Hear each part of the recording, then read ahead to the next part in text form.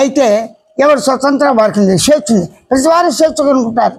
ఆ స్వేచ్ఛ సమ దృష్టితో అందరికీ సహజంగా ఉండాలి. కనుక నేను చెప్పేది వినేది తెలుసుకునేది అందరూ అంగీకరించే విధంగా ఉండాలనే భావంతో వేదాంతాలు కానీ జాతి మత కుల భేదాలు కానీ సిద్ధాంతాలు కానీ పద్ధతులు కానీ ఉపదేశాలు కానీ జరగలేదు.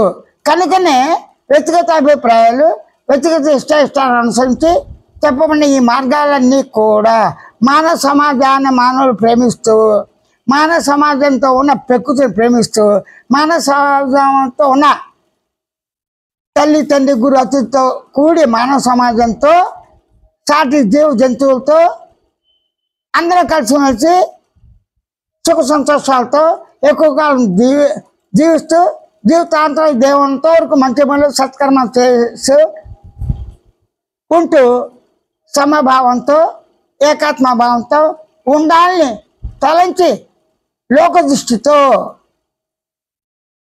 అంతర్గతంగా తపోధ్యానాదులతో వారికి వారు స్వానువులో పొందిన వాక్కుల్ని శబ్దంతో వారికి వారే విని సూచనలైనాయి వేదాంతాలు.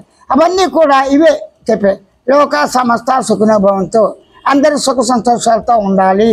అంత పూర్ణ స్వరూపమే, పూర్ణం తప్ప రెండోది లేదు అని ఏకదృష్టితో చూస్తూ ధర్మార్థ కామ మోక్షాలని భక్తికర్మ జ్ఞానాదులతో రకరకాల పద్ధతితో ఎవరి బాధ్యత వాళ్ళు శాస్త్ర నియమాలతో గురు శిష్యుల యొక్క అండర్స్టాండ్ యొక్క నియమాలతో నిష్ఠతో శ్రద్ధతో మనోబుద్ధి సంస్కరించుకుంటూ లోకంలో సంచరించాలి అని మాత్రమే వారు చెప్పారు.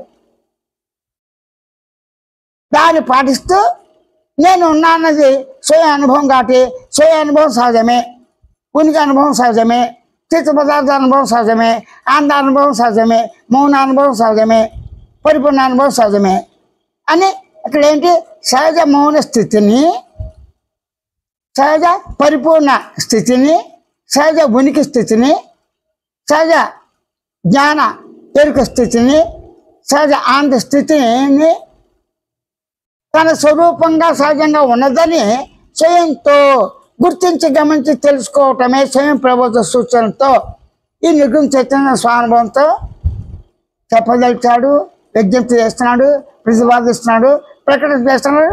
ఎవరికి వారే తమకు తామే మరల శబ్ద సమాజ భావాలతో వాడుక భాషలోనే గమనించే లక్ష్యంతో గుర్తించే లక్ష్యంతో తెలుసుకునేంత తానే ఉన్నానని ఆ పదాలని మరల సహజంగా అనుభూతులు మన్నం చేసే విధంగా మన్నం జరుగుతుందని గ్రహించి అట్టు ఉండటమే స్వయం సాక్షాత్కారం.